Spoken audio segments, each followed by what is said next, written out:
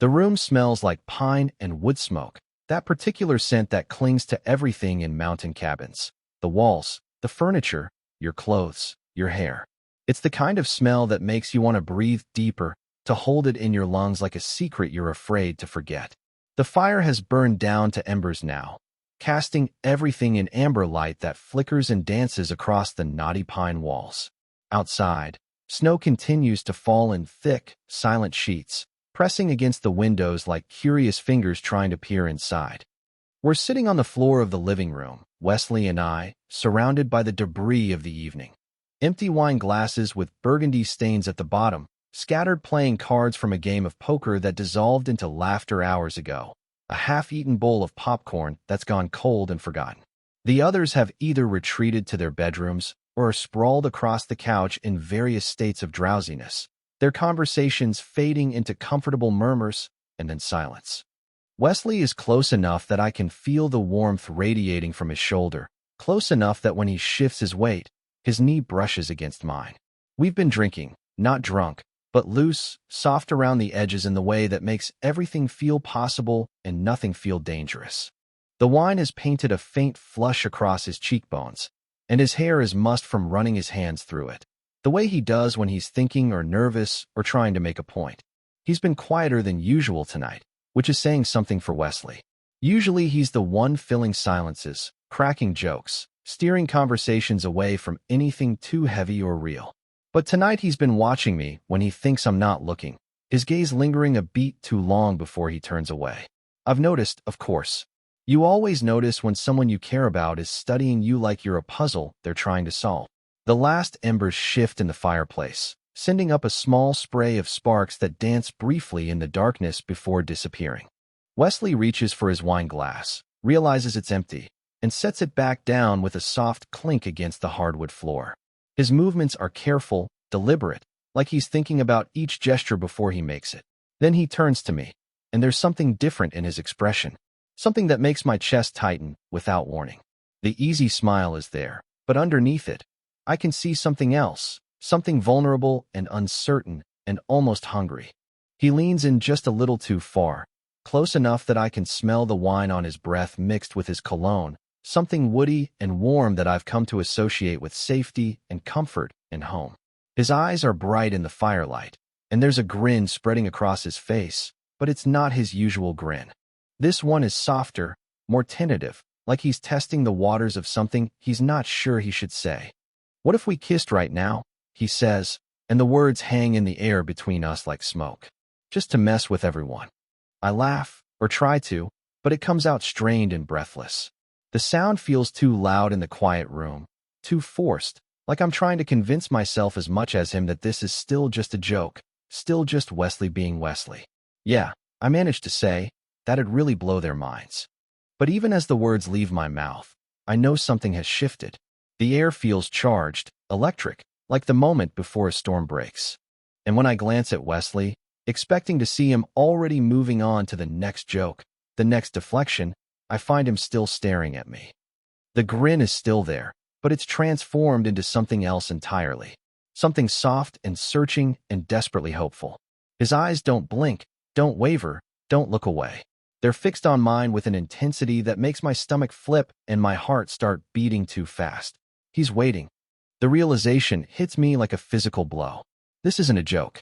This isn't Wesley being charming or deflecting or trying to get a laugh.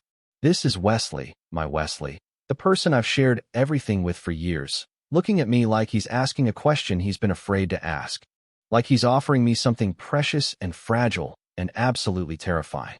The silence stretches between us, thick and heavy and full of possibility. I can hear my own heartbeat in my ears, can feel the blood rushing through my veins. Everything else in the room seems to fade away. The dying fire, the sleeping friends, the snow outside, until there's nothing but Wesley's face in the amber light, nothing but the weight of his gaze and the question hanging unspoken between us. My breath catches in my throat. I want to say something, anything, but the words won't come. Instead, I look away, breaking whatever spell has settled over us. I mutter something about needing more wine, though I'm not sure either of us believes it. My movements feel clumsy and obvious as I push myself up from the floor, too fast, too eager to escape the intensity of the moment. The kitchen is darker than the living room, lit only by the soft glow of the under-cabinet lights. I stand there for a moment, my hands gripping the edge of the counter, trying to steady myself. The granite is cool beneath my palms, grounding me in a way that nothing else seems to be able to do right now. My heart is still racing, and I can't seem to catch my breath. The image of Wesley's face keeps playing in my mind. The way he looked at me, the way he waited, the way his smile shifted from playful to something raw and real and vulnerable. I've known Wesley for years, have seen him in every possible state. Happy, sad, angry, excited, scared. But I've never seen him look at me like that. Like he was hoping, like he was asking, like he was ready to risk everything we've built together for the chance at something more. I press my forehead against the cool window above the sink, watching the snow fall in the pale light from the porch lamp. Each flake disappears as soon as it hits the glass, melting into nothing, leaving only the faintest trace of moisture behind. My reflection stares back at me, ghostly and distorted, and I barely recognize the person looking back. The truth settles over me slowly, like dawn breaking over a landscape I thought I knew. This isn't about tonight. This isn't about the wine or the fire or the intimate atmosphere of the cabin. This is about Wesley and the way he's been looking at me for months now. This is about the touches that linger a beat too long, the inside jokes that feel like secrets, the way he always responds to my texts even when he ignores everyone else's. This is about the fact that somewhere along the way, without either of us naming it or acknowledging it, something between us has changed. Something has grown and deepened and become something that can't be undone or ignored or laughed away. And I realize, standing there in the quiet kitchen with my heart hammering against my ribs, that I'm terrified. Not of Wesley, not of what he might be offering, but of what it might mean, of what we might become, or what we might lose in the trying. Because if I'm being honest with myself, really, truly honest, I've been waiting too. I am 30 years old, and until tonight, I thought I understood the shape of my life. I work as a landscape architect in Seattle, spending my days designing spaces where things can grow quietly, purposefully. There's something deeply satisfying about creating order from chaos, about knowing exactly where each plant belongs and why. My apartment reflects this same careful curation. Clean lines, minimal furniture, succulents on every windowsill catching the afternoon light that streams through my east-facing windows. My friends would describe me as dependable, the one who always remembers birthdays and never forgets to water your plants when you're out of town. I'm the designated driver, the one who makes sure everyone gets home safely, the one who never causes trouble or drama. I prefer it that way. There's comfort in being the steady one, the predictable one, the one people can count on to remain unchanged. But standing in this kitchen, with the taste of almost possibilities still lingering in the air, I realize that maybe I've been so busy being reliable that I've forgotten how to be surprised, how to want something I hadn't planned for. Wesley is everything I'm not. At 31, he's brilliant and restless and perpetually in motion, the kind of person who can talk his way into or out of anything. He works as a speechwriter for a city council member, crafting words that move people, that make them believe in possibilities they hadn't considered before. His apartment is a disaster. Books stacked on every surface, clothes draped over chairs, takeout containers forgotten on the counter, but somehow it feels alive in a way that mine never quite does. He's known for his reckless charm, the way he can walk into a room and immediately become its center of gravity. His calendar is always full, his phone constantly buzzing with invitations and opportunities and people wanting a piece of his attention. He's terrible at responding to texts, leaving most of them unanswered for days or weeks, forgotten in the chaos of his daily life. Except for mine. He always responds to mine. I used to think it was because I never sent him anything urgent or demanding. Just simple things, a photo of a flower I thought he'd find interesting, a reminder about dinner plans, a link to a film review I knew would make him laugh. But now, in the quiet of this kitchen, I wonder if there was something else. Something I was too afraid to name. We met 4 years ago through mutual friends at a house party that neither of us particularly wanted to attend. I was nursing a beer in the corner, watching people I barely knew play charades with an enthusiasm I couldn't muster, when Wesley appeared beside me with 2 glasses of wine and a dry comment about the performance art happening in the living room. We ended up talking for hours, discovering a shared love of obscure indie films and a similar sense of humor that leaned toward the quietly sarcastic. He was the first person I'd met who could make me laugh without trying to prove how funny he was. I was apparently the first person he'd met who could listen to his stories without trying to top them with my own. We fit together easily, naturally, like pieces of a puzzle that had been waiting to find their match. Over the years, we became each other's constants. Vacations together became routine, weekend trips to Portland, longer excursions to national parks where Wesley would complain about the hiking but secretly love the quiet. Sleepovers happened without a second thought, Wesley crashing on my couch after late dinners, me claiming his guest bed when we'd watched too many films to drive home safely. We developed inside jokes that no one else understood, references to moments that had meaning only to us. We created rituals, Sunday morning coffee at the same cafe, Tuesday night films at the independent theater downtown, Friday evening dinners that stretched into Saturday morning conversations. We knew each other's schedules, each other's preferences, each other's moods well enough to read the subtle signs that others missed. But it never crossed the line. Not once in 4 years did we acknowledge that the way we looked at each other might mean something more than friendship. Not once did we name the feeling that settled between us during quiet moments, the awareness that hummed just beneath the surface of our easy camaraderie. Until tonight, I think about all the moments that led us here, the casual touches that lingered just a beat too long, the way our knees would brush during movie nights and neither of us would pull away, the morning I woke up on his couch to find him watching me with an expression I couldn't quite read. I think about the way he says my name, like he's tasting it, like it means something special in his mouth. I think about the way I've been pretending not to notice any of it, the way I've been so carefully maintaining the boundaries of our friendship that I almost convinced myself they were natural, necessary, permanent. But boundaries, I'm learning, are just lines we draw to keep ourselves safe. And safety, I'm realizing, might be the most dangerous thing of all. Because in all my careful planning and steady reliability, I never planned for this. Never planned for the way Wesley could look at me like he was seeing something he'd been searching for his whole life. Never planned for the way that look would make me want to abandon every safe thing I'd ever built in favor of something uncertain and terrifying and absolutely essential. The snow continues to fall outside, and somewhere in the living room, Wesley is probably still sitting by the dying fire, maybe wondering if he's ruined everything we've spent 4 years building. Maybe wondering if I'll ever come back from this kitchen, or if I'll spend the rest of the weekend avoiding his eyes and pretending nothing happened. But I can't pretend anymore. Not after tonight.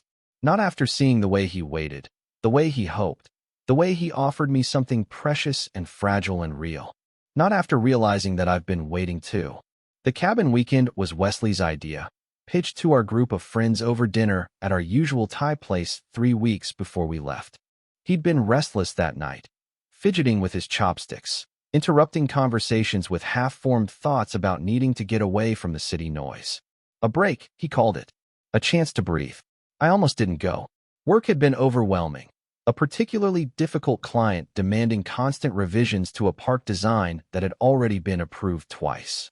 My days were stretching longer and longer, and my evenings were spent hunched over drafting tables, trying to make sense of conflicting feedback and impossible timelines.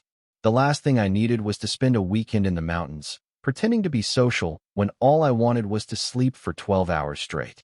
But there was something in Wesley's voice when he asked me specifically, after the others had already confirmed their plans. He'd called me late that Thursday night, his voice softer than usual, almost hesitant. "I really hope you'll come," he'd said. "It won't be the same without you." It was such a simple statement, the kind of thing friends say to each other all the time. But there was something underneath it, something that made my chest tighten in a way I couldn't name. My heart had been feeling strange lately, stretched in ways I couldn't explain, like it was trying to accommodate something it didn't quite understand yet. Something in that phone call made it impossible to say no. The weekend started normally enough. 6 of us piled into 2 cars, driving the winding mountain roads to the cabin Wesley had found on some rental site.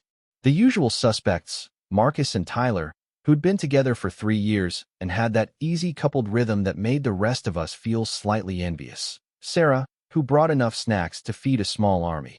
David, who immediately claimed the best bedroom and proceeded to take a nap that lasted until dinner. But from the moment we arrived, I began to notice things about Wesley that I'd somehow missed before, or maybe had been deliberately ignoring. The way he watched me during conversations, his eyes lingering on my face even after I'd finished talking. The way our jokes landed a little slower than usual, like we were both hearing double meanings that hadn't been there before. The way his hand would brush against mine when he passed me a beer, and how he wouldn't pull away immediately like he used to. During Saturday's poker game, he sat directly across from me, and I caught him staring at my hands as I arranged my cards. Not at the cards themselves, but at the way my fingers moved, the way I tapped my thumb against my index finger when I was thinking.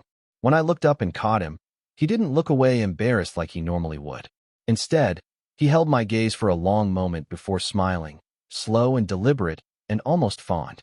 Later, when we were all gathered around the fire pit outside, he chose the chair next to mine even though there were empty spots scattered throughout the circle. Our knees touched when he sat down, and this time I was the one who didn't pull away. We stayed like that for hours, the warmth of his leg against mine feeling more intimate than it should have, more significant than the casual contact of two friends sitting too close. Then came that moment in the living room, with the dying fire and the scattered cards, and a question that wasn't really a question. What if we kissed right now, just to mess with everyone?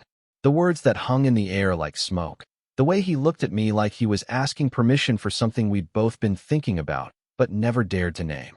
After I fled to the kitchen, after I stood there gripping the counter and trying to make sense of what had just happened, I eventually had to return to the living room. Wesley was still there, but the moment had passed.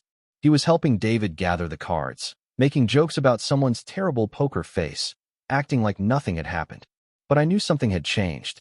I could feel it in the way the air seemed charged between us, in the way my skin felt hyper-aware of his presence even when he wasn't looking at me. That night, I couldn't sleep. I lay in the narrow bed in the cabin's guest room, staring at the ceiling and thinking about every moment Wesley and I had ever shared. For years of friendship, of easy companionship, of carefully maintained boundaries that I was suddenly realizing we'd been testing for months without acknowledging it. I thought about the way he'd started texting me more often, asking about my day, sharing random thoughts that felt too personal for casual friendship. I thought about the way he'd begun staying over more frequently, claiming he was too tired to drive home, but really just seeming reluctant to leave. I thought about the morning I'd woken up on his couch to find him making coffee in his kitchen, still in his pajamas, humming something under his breath and looking more content than I'd seen him in months. We'd always been walking along the edge of something deeper, I realized. Always teetering on the precipice of more without ever acknowledging that the ground beneath us was shifting. The next morning, Wesley was back to his usual self, loud, joking, untouchable. He made pancakes for everyone, told stories that had us all laughing until our sides hurt, organized a group hike that no one particularly wanted to go on, but everyone agreed to anyway, because Wesley had a way of making even the most reluctant among us feel like we were missing out on something essential. But when we were alone on that hike, the rest of the group having fallen behind or wandered off to explore side trails, Wesley's carefully constructed normalcy began to crack. We were walking single file along a narrow path, the sound of our footsteps muffled by snow, when he suddenly stopped and turned to face me. "Do you think it'd ruin everything if we ever crossed that line?" he asked, his voice so casual it was almost believable. His hands were shoved deep in his pockets, his shoulders tense despite the lightness of his tone. I opened my mouth to respond, but no words came. The question hung between us like a bridge I wasn't sure I was ready to cross, even though I'd been staring at the other side for longer than I cared to admit. I didn't answer, couldn't answer, just stood there in the snow, looking at Wesley's face and feeling like the ground beneath me had shifted permanently, like I was standing on a fault line that had finally decided to move. The silence stretched between us until Wesley nodded, like my lack of response was answer enough. He turned and continued walking, and I followed, but everything felt different now. The air, the light, the sound of our breathing in the cold mountain air. Everything felt like it was leading somewhere I wasn't sure I was brave enough to go. Back in Seattle, things don't return to normal. I keep expecting them to, waiting for the strange intensity of the cabin weekend to fade into memory the way uncomfortable moments usually do. But instead, that question Wesley asked on the hiking trail seems to have taken root in the space between us, growing stronger with each passing day. Wesley texts more than usual now, sending me photos of interesting architecture he passes on his way to work, links to articles about urban planning that he thinks I'll find fascinating, random observations about the weather or the coffee shop he's sitting in. Nothing earth-shattering, nothing that couldn't be explained away as normal friendship, but there's a frequency to it that feels new, intentional. I find myself rereading our old messages, scrolling back through months of conversations, looking for clues I might have missed. The signs that this shift was coming, that the careful boundaries we'd maintained were always meant to be temporary. The evidence is there, subtle but undeniable. The way our conversations gradually became more personal, more revealing, more essential to the rhythm of my days. We start spending time alone together again, just the two of us, in a way that feels both familiar and completely transformed. When Wesley suggests a film night at my apartment, I agree even though I know it's dangerous territory. We settle onto my couch with takeout containers and a bottle of wine, ostensibly to watch some obscure French film he's been wanting to see, but we end up talking through most of it instead. The conversation flows like it always has, but underneath the easy banter, I can feel something else humming. An awareness that makes every casual touch feel significant, every shared laugh feel like a confession. When Wesley reaches for the wine bottle at the same moment I do, our fingers brush, and neither of us pulls away immediately. We just sit there, frozen, his hand covering mine, both of us pretending to be absorbed in the subtitles we're no longer reading. By the time the credits roll, Wesley has somehow migrated closer to me on the couch, close enough that when he starts to nod off, his head naturally finds my shoulder.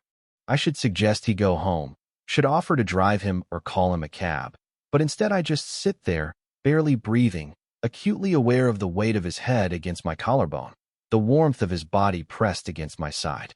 He sleeps for almost an hour, and I don't move once. I just watch the rise and fall of his chest, the way his face relaxes in sleep, the dark curve of his eyelashes against his cheek. There's something achingly intimate about holding him like this, about being trusted with his vulnerability, about finally allowing myself to want something I've been denying for so long.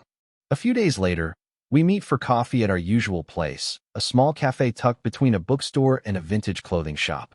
I arrive first and claim our customary table by the window, the one where we can watch people walking by and make up stories about their lives. Wesley arrives 10 minutes late, apologizing about a meeting that ran long, ordering his usual double-shot Cordidu before settling into the chair across from me. We talk about work, about mutual friends, about a documentary we both want to see. Normal conversation, comfortable rhythm, but I keep catching Wesley staring at me. Not flirtatiously, not obviously, but with a kind of focused attention that makes my chest tighten. He's studying me like I'm a truth he hasn't yet dared to speak, like he's trying to memorize something he's afraid of losing. We start skirting the subject more deliberately now, dancing around the edges of what we're both thinking, but neither of us knows how to say. The jokes become more pointed, more revealing. What if we were those guys who fall in love after years of friendship?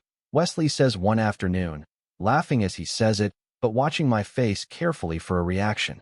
I try to match his lightness, but I can see the question behind his laughter, the hope he's trying to disguise as casual curiosity.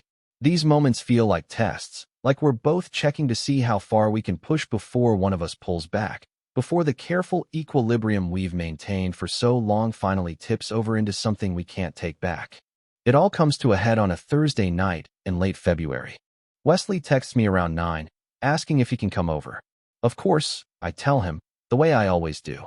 He arrives with a bottle of wine and shadows under his eyes, claiming he needs a distraction from a particularly difficult speech he's been struggling to write. We drink the wine and order pizza, falling into our familiar rhythm of conversation and comfortable silence. But something feels different tonight, more charged, like we're both waiting for something to happen. When Wesley offers to stay over rather than drive home, I agree without hesitation, pulling extra blankets from the closet and setting up the couch the way I've done dozens of times before. But at 2 in the morning, I find him in my kitchen, standing barefoot in pajama pants and one of my old t-shirts, eating cold pizza straight from the box, and staring at the floor like it holds the answers to questions he's afraid to ask. He looks up when I appear in the doorway, and for a moment neither of us speaks. The kitchen is dimly lit by the under-cabinet lights, casting everything in soft shadows and warm yellow light. Wesley's hair is mussed from sleep, his face vulnerable in a way that makes my chest ache.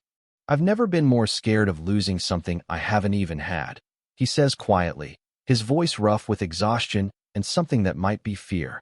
The words hang between us like a confession, like a prayer, like a door opening onto something we've both been circling for months without daring to enter. I want to answer him, want to tell him that I understand, that I've been scared too, that maybe we don't have to be afraid anymore. But I don't yet know how to say any of that. Don't yet know how to bridge the gap between wanting and having, between hoping and risking everything we've built together. So I just stand there in the doorway, looking at Wesley in my kitchen, in my clothes, holding a piece of pizza and my heart in equal measure, and I try to find the words that will change everything. Or maybe the words that will finally let us stay the same. The next morning, I tell Wesley I need to go home for a few days. "Space," I say, though we both know it's not my childhood home I'm running to, but away from the weight of what's growing between us. "Time to think," I add, as if thinking is something I haven't been doing obsessively for weeks now. Wesley nods like he understands, but I can see the hurt flash across his face before he covers it with that careful smile he uses when he's trying to protect himself. "Sure," he says, voice deliberately light. "Take all the time you need." The drive to my parents' house in Spokane feels longer than usual, the familiar highway stretching endlessly through rolling hills and pine forests. I keep the radio off, letting the silence fill the car while my mind replays every moment from the past few weeks. Wesley's hand on mine reaching for the wine bottle. The weight of his head on my shoulder. The way he looked at me in the kitchen, vulnerable and terrified and hopeful all at once. My parents' house feels smaller than I remember, filled with the comfortable clutter of people who've been married for 35 years and have stopped trying to impress anyone. My mother fusses over me the way she always does, insisting I look too thin, that I'm working too hard, that I need to eat more vegetables. My father shows me his latest woodworking project and asks polite questions about my job, the kind of surface-level conversation we've perfected over the years. But I can't settle into the familiar rhythms of childhood comfort. Everything feels distant, muffled, like I'm experiencing it through glass. I keep thinking about Wesley, wondering what he's doing, whether he's as unsettled as I am, or if he's already found a way to push this whole thing back into the safe territory of friendship. On my second day home, I'm helping my mother sort through old photo albums when I find it. A picture of Wesley and me from 2 years ago, taken at Marcus and Tyler's housewarming party. We're sitting on their back porch, arms around each other, heads thrown back in laughter at something that's lost to memory now. The camera caught us unaware, captured a moment of pure, unguarded joy. Looking at it now, I can see what I was never allowed to see then. The way I'm leaning into Wesley, not just physically, but emotionally, like he's the center of gravity in my world. The way his arm is wrapped around my shoulders, possessive and protective and tender. The way we're looking at each other even as we're laughing, like we're sharing a secret that no one else could possibly understand. We look like we're already in love. We look like we have been for a long time. I stare at the photo until my eyes blur, trying to understand how I could have missed something so obvious, so written across both our faces in unmistakable clarity. How did I convince myself for so long that what I was feeling was just friendship? How did I manage to ignore the way my heart lifted every time he walked into a room? The way his absence felt like a physical ache, the way I shaped my days around the possibility of seeing him. That evening, I call my sister Emma. She's 3 years older than me and has always been the one I turn to when I need to make sense of things I can't untangle on my own. She lives in Portland now with her wife and their 2 kids, building the kind of life that seems both impossibly complex and beautifully simple. I don't know how to start, so I just begin talking. About Wesley, about the cabin, about the way everything has shifted and I can't seem to find my footing anymore. Emma listens without interrupting, the way she's always done, letting me stumble through my confusion until I finally run out of words. When I finish, there's a long silence. Then Emma says, quietly, "When you talk about him, you sound like you're already in love."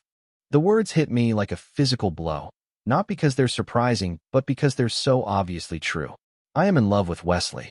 I have been for longer than I want to admit, longer than I've been willing to acknowledge even to myself.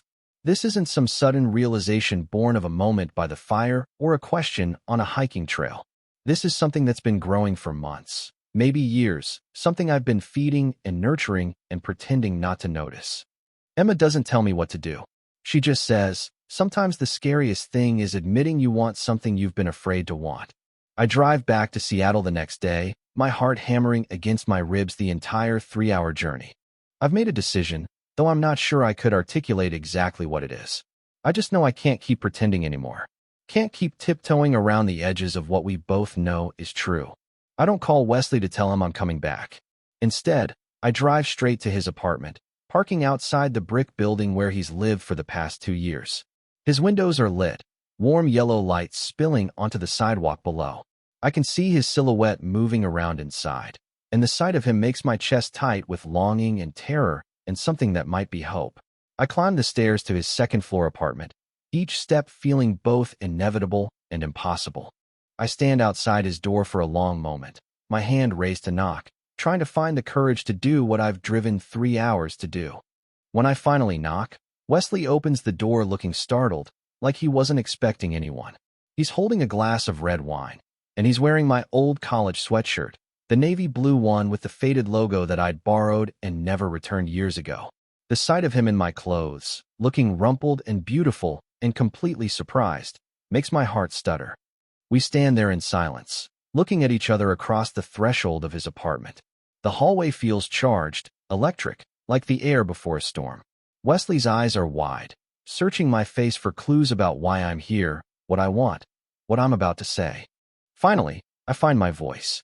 That night at the cabin, I say, my words coming out steadier than I expected. When you said it as a joke, were you really waiting for me to say yes? Wesley doesn't speak, doesn't move, just looks at me with those eyes that have been haunting my dreams, those eyes that have been asking questions I've been too afraid to answer. Then, slowly, he nods, and in that simple gesture, everything changes. Wesley steps back from the doorway, a silent invitation, and I follow him into his apartment. The space feels exactly the same as it always has. Books scattered on every surface, a half-finished crossword puzzle abandoned on the coffee table, the faint scent of the sandalwood candle he lights when he's stressed. But somehow, everything looks different now. Like I'm seeing it through new eyes. Eyes that are finally allowed to notice the way he's kept one of my forgotten sweaters draped over the back of his desk chair, the way my favorite mug has found a permanent place in his kitchen cabinet. We sit on his couch, not quite touching, both of us holding our wine glasses like anchors. The silence stretches between us, heavy with everything we haven't said, everything we've been too afraid to name. Outside, the city hums with its usual evening rhythm, but inside this apartment, the world has narrowed to just this moment, just the two of us finally facing what we've been circling for so long. Wesley speaks first, his voice quieter than I've ever heard it. I've been terrified to want you, he says, staring into his wine glass like it might hold the words he's struggling to find. You're the only thing I can't joke my way out of. The only thing that matters enough to scare me this much. His admission hangs in the air between us, raw and honest, and completely vulnerable. I've never heard Wesley talk about being afraid of anything. He's always been the one who leaps first and figures out the landing later, who treats life like an adventure that just requires the right amount of charm and confidence to navigate. But here he is, admitting that I terrify him, that wanting me has stripped away all his usual defenses, left him as uncertain and fragile as I've been feeling for weeks. I set down my wine glass and turned to face him fully. I kept pretending we were just friends, I hear myself saying, because I didn't know if I could survive the alternative. Because if I let myself want you and then lost you, I don't think I'd know how to put myself back together. The words feel like confession, like prayer, like the truth I've been carrying alone for so long that I'd forgotten how heavy it was. Wesley looks up at me then, and I can see tears gathering in his eyes, the same tears that are blurring my own vision. We're both crying, just a little, not from sadness but from the weight of finally being honest. From the relief of laying down a burden we've been carrying separately, of realizing we don't have to be afraid alone anymore. For 4 years, We've been so careful with each other, so determined to preserve what we had that we almost lost what we could have. We've been protecting a friendship that was already evolving into something deeper, something that couldn't be contained by the boundaries we'd drawn around it.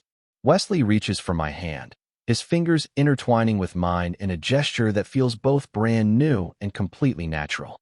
His palm is warm, slightly trembling, and I realize that he's as nervous as I am, as uncertain about what comes next. We talk for hours after that, slowly and carefully, like we're learning a new language together. We talk about the cabin, about that moment by the fire when everything shifted. We talk about all the times we almost said something, almost crossed the line, almost let ourselves acknowledge what was growing between us. Wesley tells me about the night he wrote my name at the top of a list of things he couldn't bear to lose, then hid the paper in a book because he was afraid of what it meant. I tell him about the photo I found at my parents' house, how seeing ourselves through the camera's lens made me realize what I'd been blind to for so long. We talk about fear and hope and the strange courage it takes to want something you're not sure you deserve. We talk about friendship and love and the way they can blend together so gradually that you don't realize you've crossed from one to the other until you're standing on the other side, looking back at where you started. The conversation feels like excavation, like we're carefully unearthing something precious that's been buried between us for years. Every admission, every shared memory, every moment of honesty feels like a small revelation, a piece of a puzzle we're finally brave enough to put together.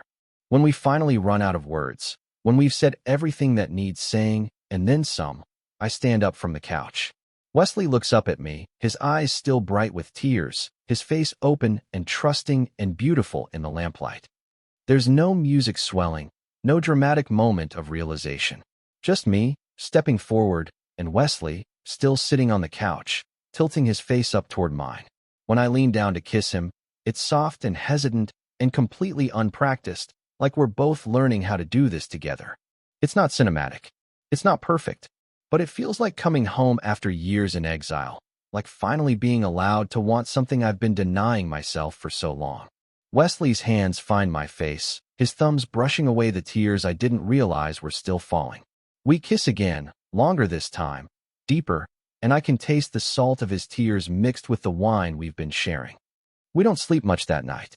Just lie together in his bed, fully clothed, breathing the same air and marveling at how different everything feels now that we've named it. Now that we've stopped pretending it's anything other than what it's always been. Love. Simple and complicated and absolutely essential. Finally letting it be real. Weeks later, not much has changed outwardly. We still meet for coffee every Tuesday at the same cafe, still argue about music choices during car rides, still send each other sarcastic commentary in the group chat that makes everyone else roll their eyes. Wesley still shows up at my apartment with takeout containers and strong opinions about whatever documentary he's been watching. I still water his plants when he forgets, still remind him about dinner plans he's scheduled and then immediately forgotten. To anyone watching from the outside, we probably look exactly the same as we always have. Two friends who figured out how to occupy the same space comfortably, who've developed the kind of easy rhythm that makes other people slightly envious of what we have. But everything is different now. Everything. We hold hands without thinking about it now. Wesley's fingers finding mine as we walk down the street or sit next to each other at restaurants. It's such a simple gesture, something I never thought to want before, but it feels revolutionary every time. Like we're claiming something we were always meant to have, something that was waiting for us to be brave enough to reach for it. The first time it happened, we were walking back from the farmer's market, both of us carrying canvas bags full of vegetables I'd convinced Wesley he needed to eat more of. Our shoulders bumped as we navigated around a group of tourists taking photos, and somehow Wesley's hand found mine, our fingers intertwining like they'd been practicing this dance for years. We both stopped walking, just for a moment, looking down at our joined hands like we couldn't quite believe they belonged to us. Then Wesley squeezed my fingers gently, and we kept walking, neither of us saying anything about it because there was nothing that needed to be said. Now it happens all the time. Wesley reaching for my hand while we're standing in line at the grocery store. My fingers automatically seeking his when we're sitting on his couch, watching films we've seen a dozen times before. The casual intimacy of it still takes my breath away sometimes, The way something so simple can feel so profound. Last week, I was helping Wesley organize his bookshelf, a task that had been put off for months and had reached the point of genuine crisis. We were sitting on his bedroom floor, surrounded by stacks of novels and poetry collections and political biographies that had been breeding in corners and under furniture, when I found a scrap of paper tucked inside a collection of short stories I'd given him for his birthday. It was just a piece of notebook paper, torn from a spiral binding, with Wesley's handwriting scrawled across it in blue ink. At the top, in his careful printing, it said things I don't want to lose. Below that, there was only one item written. Levi.